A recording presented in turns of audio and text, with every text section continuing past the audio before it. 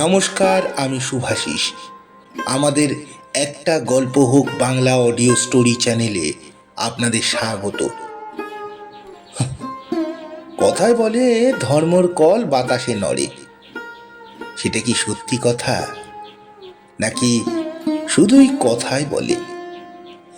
আজকের গল্প ধর্মের কল, কাহিনী প্রভাত কুমার মুখোপাধ্যায়। গল্প পাঠিয়ে এবং সমগ্র পরিচালনায় আমি শুভাশিস। গল্প ধর্মের কল। হারাধন চট্টোপাধ্যায়ের প্রতিমার মতো কন্যা মনোরমা 15 বছর বয়সে বিধবা হয়ে গেল। সেকালের কথা। পিতা বিক্রমপুর হইতে বিষ্ণু ঠাকুরের সন্তান এক দিগ্গজ কুলীন দেখিয়া জামাতা করিয়াছিলেন। 2 বেলা মাছ ভাত খাওয়া এবং সিঁদুর পরিতে পাওয়া ছাড়া মনোরমা আর কোনো সুখ বা সুখের অধিকারিণী ছিল না। তথাপি তাহার এই তরুণ বৈধব্যে পিতা মাতা অত্যন্ত শোকাতুর হইয়া পড়িলেন। মনোরমাও তাহাদের দেখা দেখি দিন কতক একটু কাঁদিল, মুখখানি ম্লান করিয়া রহিল, কিন্তু আসলে তাহার নিজের বুঝিবার সাধ্য ছিল না তার কিবা ছিল কিবা গেল। মেয়েটির বছর 15 বয়স যদিও, কিন্তু বুদ্ধি ও প্রকৃতি শিশুবৎ। শরীরের সঙ্গে সঙ্গে তাহার মনের বৃদ্ধি এ পর্যন্ত হয় নাই। ঠিক এই সময় গ্রামে আরেকটি দুর্ঘটনা ঘটিয়া গেল।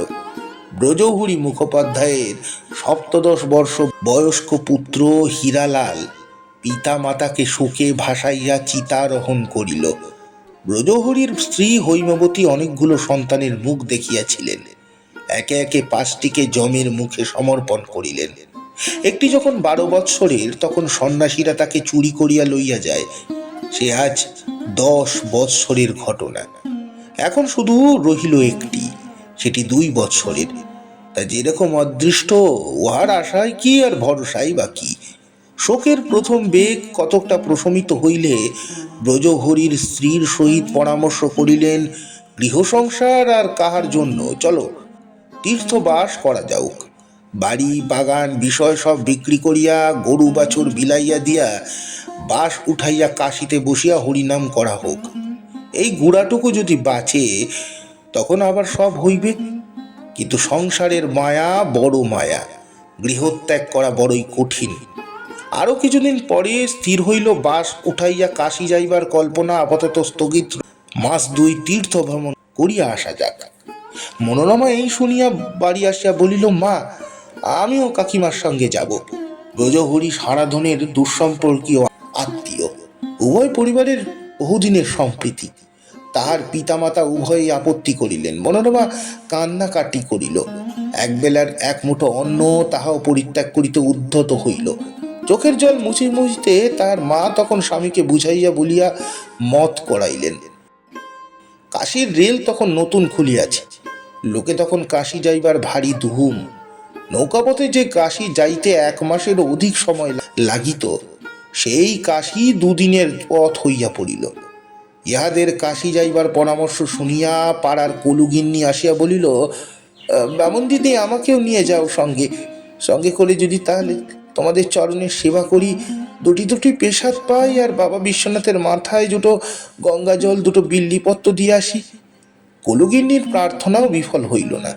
যাত্রার দিন স্থির হইল 28শে ফাল্গুন। যাইবার উৎসাহে মনোরমা তো আহার নিদ্রা পরিত্যাগ করল। এমনভাবে চলিতে চলিতে বলিল, যেন তাহার সর্বনাশ হয় নাই, কপাল যেন পড়ে নাই, সে যেন সেই মনোরমাই আছে। তার এই প্রফুল্লতায় তাহার পিতামাতাও কথাঞ্চিত সান্ত্বনা লাভ করিলেন।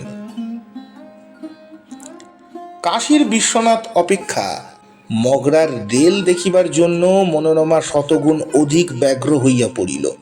গ্রামের কত লোক কলিকাতা গিয়াছে, বর্ধমান গিয়াছে, তাহারা যে ব্যাখ্যাটা করে। যাহারা কোথাও যায় নাই, তাহারা 7 ক্রোশ দূর স্টেশনে গিয়া শুধু রেলগাড়ি দেখিয়া চক্ষু সার্থক করিয়া আসিয়াছে। সেই রেলে মনোরমা চড়িবে, ভাবিতেও তাহার বুক গুড়গুড় করিতে লাগিল, শরীর কাঁপিয়া উঠিতে লাগিল। শব্দে ভয় করবে না তো? না জানি কি শব্দ। বর্ষাকালে সমস্ত জলে যখন মাঠ ডুবিয়া গিয়াছিল, তখন একদিন অনেক রাত্রে মার কাছে শুইয়া মনোরমা রেলের শব্দ শুনিতে পাইয়াছিল। অতি ক্ষীণ, শুধু অনেক একটা শব্দ। অতি ক্ষীণ, শুধু একটা অনেক দূরের গুম গুম শব্দ। 28 ফাল্গুন কবে আসিবে গো? মনোরমার আরাধনায় 28 ফাল্গুন আর না আসিয়া থাকিতে পারিল না। রাত্রি 1 প্রহর থাকিতে যাত্রা করতে হইবে। যথাসময়ে 2খানি গরুর গাড়ি ভাঙা লণ্ঠনের মধ্যে প্রদীপ জ্বালাইয়া শঙ্খ চক্র শব্দে সুপ্ত গ্রামবাসীর কর্ণবিদায়ের করুণ গীতি গাহিতে গাহিতে বাহির হইয়া গেল। মগরায় যখন গাড়ি পৌঁছালো তখন বেলা 9টা। গাড়ি যখন বাজারে প্রবেশ করিতেছে, এই সময় অদূরে একখানা ইঞ্জিন বংশীধ্বনি করিতে করিতে ছুটিয়া আসিল। তাহা দেখিয়া মনোরমার যে কি আমোদ! কাকিমার গলা ঝরাইয়া বলল, ও গো কাকিমা, ওটা কি গো? 1টার সময় পশ্চিমের গাড়ি। দোকানে নামিয়া বিশ্রাম এবং আহারাদি হইল। যথাসময় ট্রেন ছাড়িল, তখন সহসা সমস্ত উৎসাহ সমস্ত আনন্দ মনোরমাকে ছাড়িয়া চলিয়া গেল। শব্দে দোলানিতে তাহার মাথা ঘুরিতে লাগিল। ভয়ে জানলার বাহিরে চাহিতে পারিল না। শেষে হৈমবতীর কোলে মাথা রাখিয়া ঘুমাইয়া পড়িল। তিনি তাহার কপালে হাত বুলাইয়া আঁচল দিয়া মাথায় বাতাস করিতে লাগিলেন। রাত্রি কাটিল। পরদিন মনোরমা সম্পূর্ণ সুস্থতা লাভ করিল। জানলার কাছে বসিয়া মাঠ, ক্ষেত, নদী, পাহাড় দেখিতে এবং 2 বৎসরের খোকাকে দেখাইতে লাগিল। পাহাড় দেখিয়া একেবারে উন্মত্ত। কোথাও কোনো পাহাড় সবুজ গাছপালায় ভরা, আর কোনটা একরকম শুকনো পোড়ার মতন। কেন কাকিমা, সব পাহাড় কি একরকম হয় বাছা? সব মানুষ কেন তবে সমান? আরে মানুষ সমান কই সমান মা? বলিয়া হৈমবতী মুখ ফিরাইয়া 1 বিন্দু চক্ষু হইতে জল আঁচলে মুছিয়া লইলেন। কাহার জন্য? তাহার পরদিন প্রভাতে মোগল সরাইতে নামিতে হইল। সেখানে অনেক পণ্ডা আসিয়া বসিয়া রহিয়াছে। একজন ব্রজহরিকে দখল করিয়া ফেলিল। মোগল সরাই হইতে অন্য গাড়িতে রাজঘাট স্টেশন ঠিক গঙ্গার উপরে। ওপারে কাশীর সৌধ মন্দিরমালা নবরৌদ্রলোকে ঝগমগ করিতেছে। পণ্যমসী জাহ্নবী সফিন বঙ্গ তুলিয়া বহিয়া চলিয়াছেন। তাহা দেখিয়া ট্রেন শুদ্ধ লোক জয় বাবা বিশ্বনাথ কি জয়, জয় বাবা বিশ্বনাথ কি জয় বলিয়া বারংবার উন্মত্তবৎ চিৎকার করিতে লাগিল। ইহারা কাশীর পানে বদ্ধ দৃষ্টি হইয়া গলায় কাপড় দিয়া জোর হাত করিয়া প্রণাম করিলেন। হৈমবতী বলিলেন, জয় বাবা বিশ্বনাথ। হে মা অন্নপূর্ণা, মনোবাঞ্ছা পূর্ণ করো মা, মনোবাঞ্ছা পূর্ণ করো। এত সাধু সন্ন্যাসী এখানে তোমার সেবা করছে, আমার বাছাকে যেন দেখতে পাই। দেবাদিদেব মহাদেব বাবা বিশ্বনাথ, দোহাই বাবা, দোহাই বাবা, তোমার দোহাই। বিশ্বনাথ বিশ্বের অল্প লোকের প্রার্থনায় কর্ণপাত করিয়া থাকেন। হৈমবতী সেই অল্পের মধ্যে একজন পরিগণিত হইলেন। তিনি 10 বৎসরের হারানো পুত্রের দেখা পাইয়াছেন। সেদিন তাহারা কাল ভৈরবের বাড়ি পূজা দিতে যাইতেছিলেন। পথে সাধনানন্দ স্বামীর মঠ। পণ্ডা বলিল, মাই সাধনানন্দ স্বামীজি কো দেখবি না, বড়া ভারী মহাত্মা আছে। সকলে সাধনানন্দ স্বামীকে দর্শন করিলেন।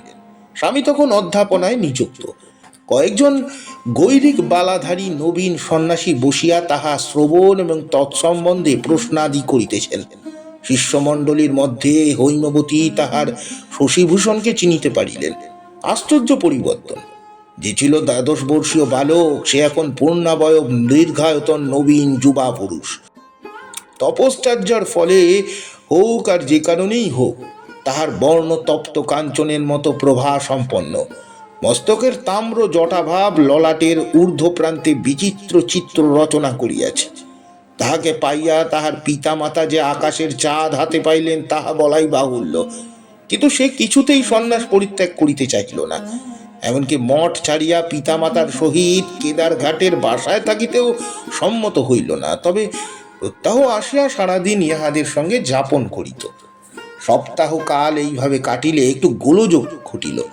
যতদিন হইতে উপন্যাস লেখার সৃষ্টি হইয়াছে, কোনো কোনো পণ্ডিতের মতে আরও পূর্বে হইতেই, অর্থাৎ যতদিন হইতে পৃথিবীতে নরনারী সম্পন্ন এবং নরনারী হৃদয় নয়ন সম্পন্ন হইয়াছে, ততদিন হইতেই এই গোলযোগ ঘটিয়া আসিয়াছে।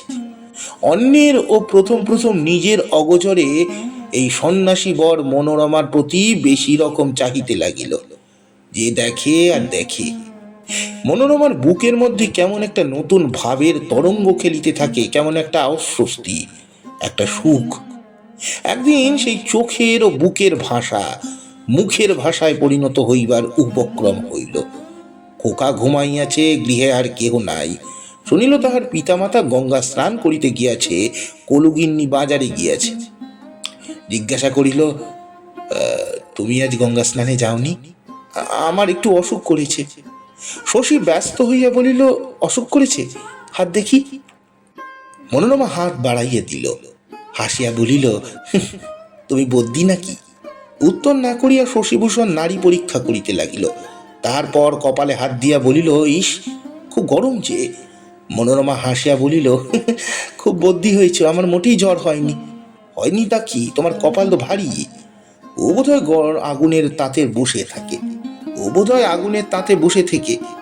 আচ্ছা, আগুনের কাছ থেকে সরে এসো, দেখি ভালো করে হাত।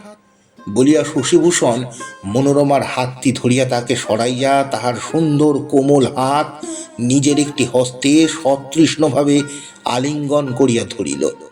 অন্য হাতের অঙ্গুলি দিয়া নারী পরীক্ষা করিতে লাগিল। মনোরমার মনে কি একটা ভয় হইতেছিল, একটা যেন না না শব্দ উঠিতেছিল। তাহার পা স্পষ্টই কাঁপিতেছিল, আর বোধহয় শরীরও। শশী বলিল, মনো। এই প্রথম মনো বলিল। পূর্বে বরাবর মনোরমা বলিয়াছে। মনোরমা বলিল, কি? ভারী আশ্চর্য। চুপি চুপি কি বলবার এমন প্রয়োজন ছিল কি? প্রয়োজন হয় বোধহয় হৃদযন্ত্রের অভ্যন্তরের রক্তটা একটু বিশেষভাবে সঞ্চালিত হইয়া থাকিবে। কথাটার স্বরটা ভারী নামিয়া যায়। কিছুক্ষণ কাটিল, আর কোনো কথা হইল না। শেষে বাহিরে কলুগিন্নির স্বর শোনা গেল, ও মা, এরা যে এখনো ফিরে না গো। ঠাকুর থেকে ফিরবে নাকি? আমি তবে যাব কার সঙ্গে? শশী মনোরমার হাত ছাড়িয়া বাহির হইল, বলিল, কলুগিন্নি কোথায় গিয়েছিলে? কলুগিন্নি বলিল, কে? দাদা ঠাকুর, পেন নাম হই। দেখো না, ৮ পয়সার একটা রত্তার ঠোর, দেশে হলে একে কেউ ছোঁয় না। বললাম, ও মাগি, ক্যারর ব্যারর করে কি বললে কিছুই তো বুঝতে পারলাম না। মনে হলো গাল দিচ্ছে, তাই আমি যা হয় নাই বলে গাল দিয়ে চলে এলুম। শশীভূষণ এই নালিশে কিছু মাত্র মনোযোগ না দিয়া প্রস্থান করিল। সেদিন সারাদিন আর শশী আসিল না। মঠে গিয়া নিজের দুয়ার বন্ধ করিয়া বসিয়া রহিল। প্রথমে কিছুক্ষণ চুপ করিয়া বিছানায় পড়িয়া রহিল। মনে করিতে লাগিল যেন নেশা হয়েছে, মাথাটা ঝাঝা করিতেছে। মস্তিষ্ক শীতল হইলে মনে হইতে লাগিল আজ সে মহা একটা দুষ্কর্ম করিয়া আসিয়াছে। নিজের চিত্ত চাঞ্চল্যের বিষয়ে সে অবগত ছিল না তা নয়, তার জন্য সে নিজেকে ক্ষমা করিত। এরূপ চিত্ত চাঞ্চল্য পূর্বে কখনো কখনো হয়েছে, কিন্তু মনের পাপ ক্রমে কখনো আত্মপ্রকাশ করে নাই। এ চাঞ্চল্য রক্ত মাংসের দুর্বিচ্ছেদ ধর্ম। উপেক্ষা করবার উপায় নেই, সহ্য করিতে হইবে, সংযত থাকিতে হইবে। ইহাই ধার্মিকের সজ্জনের কর্তব্য। কিন্তু অদ্য প্রভাতে যে সংযম তাহার কোথায় গেল? আজ কি সে কি করিয়া বসিল? আর কখনো আকাঙ্ক্ষা লইয়া কোনো স্ত্রীজাতিকে সে স্পর্শ করে নাই। আজ কি হইল তার? নিজের প্রতি ধিক্কারে, অনুশোচনায় শশীভূষণ অস্থির হইল। তার এই সন্ন্যাস ধর্ম, এত গর্ভ, এত তেজ, সব মুহূর্তের মধ্যে পথক ধর্মে লুণ্ঠিত হল। পুরাণ স্মরণ করল। অপ্সরা পাঠাইয়া দেবতাগণ মুনিগণের তপভঙ্গ করিবার চেষ্টা করিতেন, চিৎশক্তির পরীক্ষা লইতেন। সে কত কঠিন পরীক্ষা! তাহার তুলনায় এ তো কিছুই নয়, পরীক্ষায় নয়। তবু তাহার এই লজ্জাকর পরাজয়। ক্রমে মনে হইল মুনিগণের শত শত বর্ষের সাধনা সে তো পরশ্য জন্মগ্রহণ করিয়াছে মাত্র, আর 10 বৎসর সে যাহা করিয়াছে তাহা তো তপস্যা নহে। খান কতক ব্যাকরণ পড়িয়াছে, কাব্য পড়িয়াছে, দর্শনের সূত্র মুখস্থ করিয়াছে, শ্রুতির ভাষ্য নকল করিয়াছে মাত্র। একটু একটু করিয়া তাহার মনে সান্ত্বনার আলোক ক্রমে পড়িতে লাগিল। ভাবিল, আমরি মুনিগণ বা কি চিৎ শক্তির পরিচয় দিয়েছে, অধিকাংশই তো পরাজিত হয়েছে। পুরাণের আরো অনেক কথা মনে পড়িল, তাহাতে আত্মসান্ত্বনার পথ আরো অপরিষ্কৃত হতে লাগলো। তখন চিন্তা করিল, এ ভ্রম মনে প্রেষণ করা কেন? সে তো সন্ন্যাসী নহে, বিদ্যা শিক্ষার জন্য এতদিন ব্রহ্মচর্য পালন করিতেছিল মাত্র। তাহার পিতামাতার সপ্তাহব্যাপী করুণোক্তিগুলো ক্রমে ক্রমে তাহার মনে পড়িতে লাগিল। আমার আর কেউ নেই বাবা, বাড়ি চলো, আমার ঘর অন্ধকার, আমার চোখের মণি তুমি, তুমি বিয়ে করো, বিয়ে করো, সংসারী হও। ধরো যদি সে বিবাহ করে, যদি সে সংসারী হয়, তাহা হইলে কি হয়? কি ভয়ানক! তাহা কখনো হয়? গুরু সাধনানন্দ বলিবেন কি? সহাধ্যায়ী বৃন্দ বাল গোপাল করুণানন্দ মাধব উপাধ্যায় সীতাপতি কি বলিবে? তখন ভাবিল, কি আশ্চর্য, কে কি বলিবে ভাবিবে, তাহা ভাবিয়া আমি নিজের কর্তব্য স্থির করিব। কি বলিবে? যাহা ইচ্ছা বলুক, যত পারে হাসুক, যত ছিলুম ঘুষি গাজা ভস্য করুক, আমার তাহাতে কি আসিয়া যাইবে? নিজের ভবিষ্যৎ জীবন কল্পনা করিতে চেষ্টা করিল সে।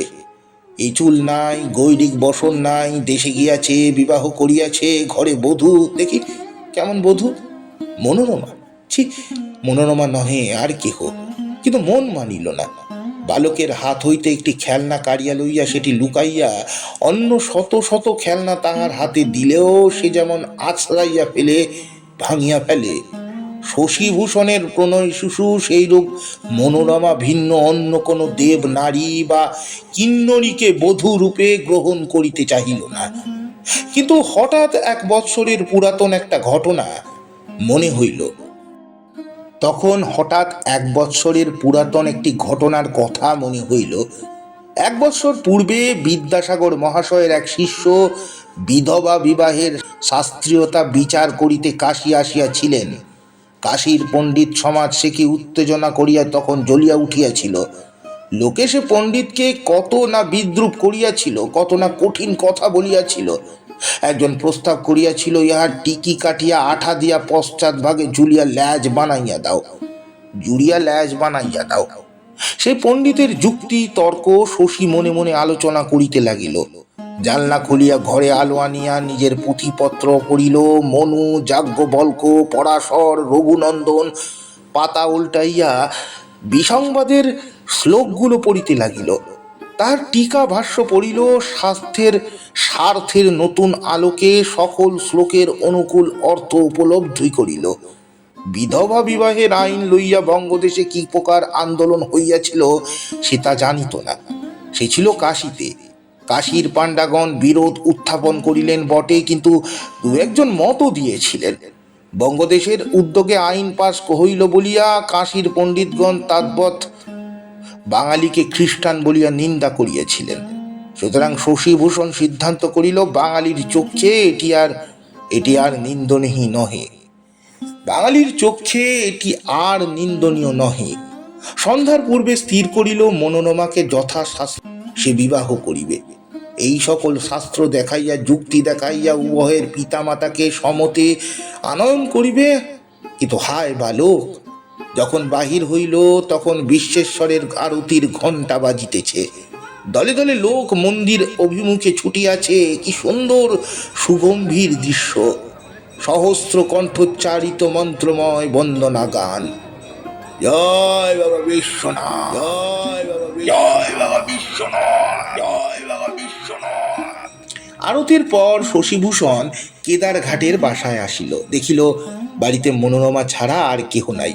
শশীকে দেখিয়া মনোরমা আহ্লাদে চঞ্চল হইয়া উঠিল। মনো, সবাই কোথায়? তারা সব আরতি দেখতে গেছেন, এখনো ফেরেননি তো। আমিও আরতি দেখতে গিয়েছিলাম, ভিড়ে বোধহয় তাদের দেখতে পাইনি। তারা অন্নপূর্ণার আরতি দেখে ফিরবেন হয়তো। কেমন আছো মনো? ভালো আছি। সারাদিন আসনি কেন? এই যে এলাম, এখন আর শিগগির যাচ্ছি নেতা, জানো? হ্যাঁ, সত্যি মঠে যাবে না? না, মঠ ছেড়ে দিয়েছি, আমি সংসারী হব, বিয়ে করব মনো। সত্যি? কাকিমা তাহলে কত খুশি হবেন, কত ঠাকুর দেবতাকে মানত করেছেন। বলিয়া মনোরমা ঘামিতে লাগিল। দুজনে অনেক কথা হইল, যে কথা চোখে চোখে অনেকবার হইয়া গিয়াছিল সেই কথা মুখে মুখেও হইল। শশী বলিল, বিধবার বিবাহ এখন শাস্ত্রসঙ্গত হয়েছে, সে উভয়ের পিতামাতাকে বুঝাইয়া তাহাকেই বিবাহ করিবে। মূঢ় বালিকা সংসারের কিছুই জানিত না, এই কথা ধ্রুব সত্য বলিয়া বিশ্বাস করিল। বিধবার বিবাহ হইবে এমন একটা কানাকুশা সে শুনিয়াছিল কি না? শশীভূষণকে মনে মনে সে স্বামী বলিয়া গ্রহণ করিল। শশী বলিল, আজ রাত্রি তবে মাকে বলি। মনোরমা বলিল, না, দেশে গিয়ে বলো। শশী মনোরমার হাত ধরিয়া বলিল, কেন কেন মনোরমা? তাহলে আমার ভারী লজ্জা করবে, আমি আর তোমার সঙ্গে কথা কইতে পারবো না এ বাড়িতে যতদিন আছি। ততদিন বলো না, তোমার দুটো পায়ে পড়ি। শশী বলিল, তবে দেশে গিয়েই বলবো। পিতামাতা ফিরিলেন। শশীর মা যখন শুনিলেন শশী আর মঠে যাইবে না, বাড়িতেই থাকিবে, তিনি হাতে স্বর্গ পাইলেন। মনের সুখে বেশি করিয়া ঠাকুর দেখিয়া বেড়াইতে লাগিলেন। এই দুটো যুবক যুবতী বেশি করিয়া পরস্পরের নিরালায় সঙ্গ লাভ করিতে লাগিল। শশীর পিতামাতা বড় অদূরদর্শী। অবশ্য শশী বা মনোরমা যে পরস্পরকে বিবাহ করিবার কথা ভাবিতেও পারে, এ তাহাদের মস্তিষ্কে প্রবেশ করে নাই। তথাপি এই দুইজনের প্রতি তাহাদের একটা কর্তব্য ছিল, ইহাদের নিভৃত সাক্ষাতের অবসর দেওয়া অবশ্যই তাহাদের উচিত ছিল না। কিন্তু দুইটি কারণে তাহাদের এই ভ্রান্তি উপস্থিত হইয়াছিল। প্রথম, শশীর বিচার বুদ্ধি, বিদ্যা বুদ্ধি এবং ধার্মিকত্ব। দ্বিতীয়ত, সন্তান স্নেহ, আমার ছেলে দেবতুল্য, সে কখনো, ইত্যাদি ইত্যাদি। শেষে দেশে ফিরিবার সময় হইল। শশীর মাতা ক্রমাগত মনোরমার সঙ্গে পরামর্শ করিতেন কাহার মেয়ের সঙ্গে শশীর বিবাহ সম্বন্ধ করা যাইবে। একদিন নির্জনে শশীর কাছে এই সব গল্প করিতে করিতে মনোরমা বলিল, মাকে যখন তুমি বলবে আমাকে বিয়ে করবে আর শাস্ত্র থেকে সব দেখিয়ে দেবে, এতে আছে, তখন মার ভারী আহ্লাদ হবে বোধ হচ্ছে। মনোরমা মনে করিত, এই আমার শ্বশুর, এই আমার শাশুড়ি। ভাবিত, এই যে আমি যে ইহাদের পুত্রবধূ হইব তাহা এখনো জানিতে পারিতেছে না কেউই। কি মজা! সকলে দেশে ফিরিলেন। শশীভূষণকে দেখিয়া সকলে আশ্চর্য হইয়া গেল। তাহার বাংলা কেমন বাঁকা বাঁকা হিন্দি সুরের মতো হইয়া গিয়াছে। হৈমবতী দেশে আসিয়া শশীর বিবাহের জন্য পাত্রী খুঁজিতে আরম্ভ করিলেন। শশী তাহাকে বলিল, মা, তোমার সঙ্গে একটা কথা আছে। কথাটা বলিল, শুনিয়া মা আকাশ হইতে পড়িলেন। শশী বলিল, সে কি মা, শোনি? বিধবা বিবাহ যে প্রচলিত হয়েছে, আইন হয়েছে। মা বলিলেন, আইনের মুখে আগুন, ইংরেজরা ম্লেচ্ছ, ওরা আইন করবে না কেন? ওরা আইন করবে না কেন? আরে ইংরেজরা ম্লেচ্ছ, কিন্তু বিদ্যাসাগর মশাই যে পরম পণ্ডিত, পরম হিন্দু, তিনি প্রমাণ করেছেন। মা বিদ্যাসাগরের প্রতি এমন একটি কটূক্তি করলেন যাহা লেখনের মুখে অনয়ন করা অসাধ্য। শশীভূষণ ভারী হতাশ হইল, ভাবিল মা নিরক্ষর, আমার পিতা শাস্ত্রদর্শী, তিনি বুঝিবেন। পিতা শুনিয়া কানে আঙুল দিয়া কহিলেন, ছি ছি ছি, এতদিন শাস্ত্র চর্চার এই ফল তোমার? শশী বিদ্যাসাগর মহাশয়ের কথা বলিল। পিতা বলিলেন, বিদ্যাসাগর হোটেলে খায়, একথা আমি সকর্ণে শুনেছি। একবার কোথাকার স্টেশনে বিদ্যাসাগর মহাশয়ের সহিত এক পণ্ডিতের দেখা হয়। পণ্ডিত জানিত না ইনি বিদ্যাসাগর। সে তর্কের মুখে বলিয়াছিল, বিদ্যাসাগর হ্যাটকোট পরে, হোটেলে খায়, আমি স্বচক্ষে দেখেছি। বিদ্যাসাগর মহাশয় হাসিয়া বলিলেন, বিদ্যাসাগরকে চেনেন তাহলে? সে উত্তর করিল, না, চিনি না, বিলক্ষণ চিনি, কতবার দেখেছি। এই গল্প বিদ্যাসাগর জীবনীতে আছে। ইহার অপেক্ষা প্রবলতর যুক্তি বিরুদ্ধ যুক্তি আর কি হইতে পারি। শশী যখন দেখিল পিতার কাছেও কুল পাইল না, তখন হতাশ হইয়া নিজের শয়ন কক্ষে আসিয়া দুয়ার বন্ধ করিয়া দিল। ঠিক এই সময় ওপাড়ার একটি কুটিরে শশীভূষণের নাম উচ্চারিত হইতেছিল। কুলুগিন্নি তাঁতি দিদির সহিত কাশির গল্প করিতেছিল। তাঁতি দিদি বলিল, আহা, বামনির ভাগ্যি ভালো, ছেলেটা যখন মরে গেল আমরা মনে করলাম মাগি শোকে পাগল হয়ে যাবে। ধর্মকর্মের ফল আছে বই কি দিদি, ওই দেখো ধর্ম করতে কাশি গেল বলেই না হারানো ছেলেকে ফেলে খাসা রাজপুত্রের মতো চেহারা আর নিষ্ঠের শরীর কিনা। কলুগিন্নি মুখ বাঁকাইয়া বলিল, নিষ্ঠের কথা আর বলে কাজ নেই, কলিকালে আবার ধর্ম আছে না নিষ্ঠে আছে? তাঁতি দিদি শুনিয়া অত্যন্ত কৌতূহলী হইয়া জিজ্ঞেস করল, কিরকম কিরকম? আরে কিরকম আবার, আমার মাথা আর মুন্ডু। অতঃপর চুপি চুপি অনেক কথা হইল। তাতিনি শুনিয়া অবাক হইয়া বলিল, গলায় দড়ি, গলায় দড়ি। কলুগিন্নি অবশ্য সাবধান করিয়া দিল, এই কাউকে বলিস নে দিদি, দরকার কি আমাদের কথায় থাকবার, যে আগুনে হাত দেবে সেই তো নিজে পুড়ে মরবে। তাতিনি বলিল, তা দরকার কি বোন, এ কথা কি আর কাউকে বলবার না কারোকে শোনাবার? কাউকে বলতে হবে না, ধর্মের কল আপনি বাতাসে নড়ে যাবে। সপ্তাহের মধ্যে গ্রামে ঢিঢি পড়ে গেল। মনোরমার পিতা হারাধন চক্ষু রক্তবর্ণ করিয়া শশীর পিতা ব্রজহরির বৈঠকখানায় প্রবেশ করিলেন। দুয়ার বন্ধ করিয়া দুজনে অনেক পরামর্শ হইল। ঘণ্টাখানেক পরে ব্রজহরি বাহির হইয়া শশীভূষণকে আনিয়া সেই ঘরে দুয়ার বন্ধ করলেন। ইহার পর হারাধন প্রচার করিলেন তাহার কন্যা মনোরমার হৃদরোগ উপস্থিত হইয়াছে, ডাক্তার দেখাইতে কলকাতা যাইবেন। সপরিবারে কলকাতা যাত্রা করিলেন। কয়েক দিবস পরে গ্রামের লোক শুনিল শশীভূষণ আবার কাশীর মঠে ফিরিয়া গিয়াছে। আরো কয়েকদিন পরে শুনিল মনোরমার মৃত্যু হইয়াছে। কলকাতায় বিদ্যাসাগর মহাশয় স্বয়ং উপস্থিত থাকিয়া বর ও কন্যাকে আশীর্বাদ করিলেন। সুপারিশের চিঠি দিয়া কলেজে শশীভূষণকে সংস্কৃতের অধ্যাপক করিয়া পাঠাইলেন। এখন শশীভূষণ পেনশন লইয়া কাশী বাস করিতেছেন। ছেলে মেয়ে অনেকগুলো।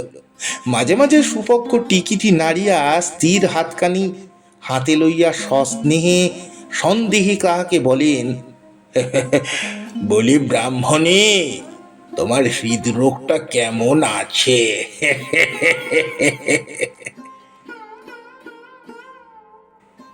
সমাপ্ত।